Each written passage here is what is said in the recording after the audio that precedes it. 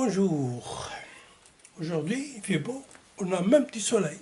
Ça arrive aussi en Norvège, faut pas croire. Je vais vous parler de ma mère, Tada, Talia bint Bankrish. Et je vais surtout polariser sur deux aspects importants de son caractère. Elle disait, elle nous racontait quand elle balayait le khayma, la tente, pardon, elle trouvait des pièces d'or. Et rapidement, elle les cachait, ce qui nous paraissait incroyable. On disait, mais pourquoi tu ne les prends pas? Je ne savais pas ce que ça voulait dire, ça. Prendre des pièces et les mettre où, faire quoi avec. Mais en même temps, dans tous ces récits, on parle beaucoup de Haouch Bankrish. Donc, en essayant de comprendre un peu, il me semble qu'il y a eu les deux. Il y a eu les deux. C'est-à-dire qu'elle a habité une période, du temps où elle était encore chez ses parents, dans la tribu de Bankrish. Elle a habité une période dans la tente, le khayma, et elle a habité une autre période dans le haouch, où au moins elle a dû en entendre parler. Khayma, il faut... Bon, vous connaissez tous Khayma, je vais vous la montrer. Un exemple que j'ai pris comme ça, d'internet. Voilà, Khayma. Vous voyez? C'est ça. J'ai pris sur internet Khayma. En faisant attention, vous voyez qu'ici, regardez ce qu'elle a. Cette courbure. La même chose, un autre exemple, et on voit encore cette courbure ici. Là, on mettait une espèce de bourabah. Et finalement, cette pièce, je dirais maîtresse, la voilà. La voilà, vous la voyez, elle fait à peu près 50 cm de long. On l'appelait Rkiza. Bien que Rkiza aussi veut dire le pilier qu'on trouvait, un tronc d'arbre, pour maintenir le khayma. Et ça, ils l'ont toujours gardé. Mon père y tenait comme ma mère. Et voilà Haouch Bankrish. Donc il me semble, pour revenir, elle a habité une période dans la khayma et une autre période. Je pense que la période antérieure, d'abord elle a habité dans le Haouch Bankrish. Voilà ce qu'il en reste. Actuellement, je l'ai pris en photo dernièrement, cette année même. Vous voyez l'entrée. Bon, comme on dit, je pense qu'il a été bâti il datait d'avant, ou refait ou arrangé, jusqu'en 1900 et quelques. Parce que je crois comprendre que Casimir a acheté ou a eu la terre, et donc y compris le Haouch, dans les années 30, parce que la ferme a été construite en 1930. Et vous voyez cette entrée. C'est des murs épais. Et comme je disais, il a traversé deux guerres, la guerre d'indépendance et la guerre avec les islamistes. Il a perdu au moins le toit. On le voit ici à l'intérieur, donc une espèce de fort. Il y avait une seule entrée, à l'intérieur il y avait des pièces tout autour. Vous voyez ici ce que ma mère appelait l'hammar. C'est noirâtre, la roche volcanique. La même chose, ici un autre aspect, le coin, les deux murs, ça s'est effondré, on voit les traces d'une pièce qui a été construite à l'intérieur. Le voilà le hammar. Vous voyez ici la roche noirâtre, le sol, c'est-à-dire la couche de terre arable qui qui est utilisée dans les cultures, elle provient de la décomposition des roches noirâtres. C'est le basalte. Et ça, c'est la piste donc, qui va vers, on voit encore la piste avec des oliviers, et on voit ici les cyprès et la ferme de Casimir, ou ce qu'il en reste maintenant. Là, on regarde à partir de Haouch Bonkrish en direction de l'Est, Qbla. Cet arbre, cet olivier majestueux, je pense que c'est ce qu'on appelait Zitouna. C'est un olivier, mais il porte un nom spécifique, Zitouna, qui est en même temps le nom de la parcelle de terre. Et ici, on est au sud, à l'arrière de la ferme, et on regarde vers l'ouest, et on voit là le Haouch Bonkrish. Avec ici, vous arrivez à connaître dans ce petit bosquet qui est, en fin de compte, ça c'est la source de Ain Bonkrish.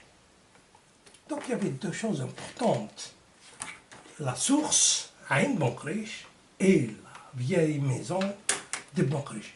On l'appelait Dar al-Kbira. Et on disait, ma mère disait, d'autres disent dans la région de Ain Talba, ils disent que personne ne passait devant cette maison sans recevoir à manger. C'est pour ça qu'on disait. Et cette image de Khalti Zeynep, finalement, je pense qu'elle s'est rendue compte. Elle a eu ce réflexe de revenir dans le Kbira. Mais Dar al-Kbira n'appartenait plus à la tribu de Bonkrish. Et là, elle s'est sentie que cette structure n'existe plus. Cette structure qui prenait en charge, structure tribale, qui prenait en charge la divorcée, l'orphelin, la veuve, les faibles de la tribu, ils étaient pris en charge. Voilà ici toujours, pour vous situer dans les lieux, vous voyez la ferme, l'arrière de la ferme, donc on regarde vers l'est, et ici la terre est toujours noirâtre. Et quand vous allez plus loin, là de ce côté, donc quand on va vers le nord, on voit que la terre, les rochers comme ils apparaissent, ils sont plutôt jaunâtres. En fin de compte, il y a deux types de roches dans cette région. C'est ces espèces de calcaires, des petits bons calcaires parfois, et cette roche noire, le basalte. C'est ce qui est utilisé dans la construction de Haouch Bonkrish. On le retrouve ici même, dans une petite murette qui fait le tour d'une maison à Ain Talba. Finalement, vous voyez ces deux types de pierres. Les basaltes noirâtres et les autres, les calcaires plus ou moins blanchâtres et jaunâtres. En fin de compte, pour revenir à cette source, Ain Bonkrish, ici, qui est marquée par ce bosquet, elle se situe exactement au contact de ces deux roches. Les basaltes d'un côté qui constituent un très bon réservoir d'eau et le reste qui contient aussi beaucoup de niveaux de marne qui constitue le niveau pratiquement imperméable. Donc au contact, il y a ces sources. C'est pour cela qu'il y a dans la région beaucoup de sources et d'où les noms de Ain Talba, Ain al-Kihal, Ain al-Alam, Ain Tmouchent, etc. C'est connu. Et ma mère, en parlant de son frère, Znagi, disait toujours son père donnait comme conseil à son fils, Ben Salem, Znagi, son père, donc, en parlant, il disait ne vends jamais cette parcelle de terre qu'ils appelaient Zitouna, qui en même temps c'était la dernière parcelle qu'il fallait garder. c'est-à-dire là où il y avait Dar Haouch Bonkrish, et il y avait en même temps la source. C'est les deux moyens de base pour survivre. Mais finalement, cette tribu de Bonkrish, Kraïcha, a été dépossédée et appauvrie par tout un système de lois dans le système colonial. Le système colonial, quand il s'est installé, il devait s'approprier la terre. Donc il a mis des lois en place. Les fameuses lois, c'est le Senatus Consul de 1863 et la loi Varnier de 1873. Mais il y avait aussi cette gestion tribale. Les dépenses, le gaspillage, aurait dit mon frère Milou, ces dépenses d'honneur, comme par exemple en parlant de mon père, parlait toujours de son beau-frère, du frère de ma mère, Ben Salim, il disait, en parlant de lui, avec mépris, il n'a jamais voulu travailler. Je lui trouvais du travail dans la ferme de Casimir, mais il ne voulait jamais travailler.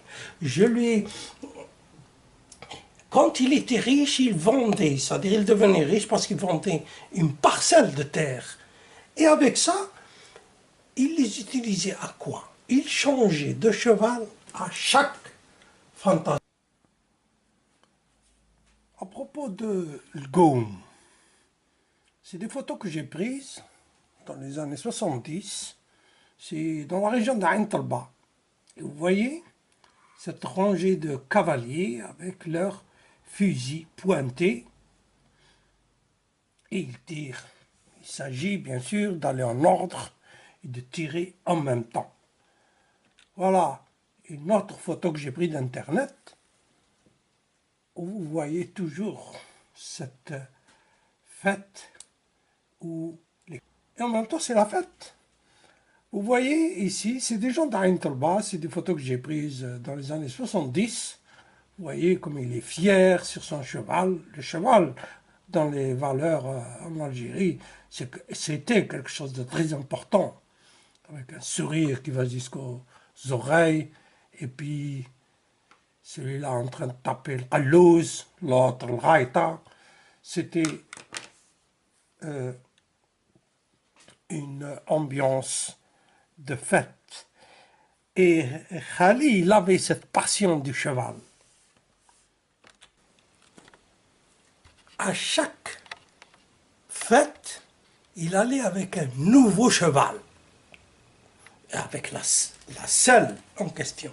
Il allait jusqu'à mettre des billets à l'intérieur du canon de son fusil pour tirer au cours de la fantaisie, au cours de l'Goum. L'Goum, en arabe, ça rappelle un peu cette offensive des cavaliers du temps de l'émir Abdelkader, par exemple, quand il résistait contre l'occupation coloniale. En français, on l'appelle fantasia. C'est un peu un fantasme de se rappeler ces moments de gloire. Mais lui, il faisait en même temps ça pour montrer sa force. Il ne réalisait peut-être pas qu'ils étaient en train de s'appauvrir.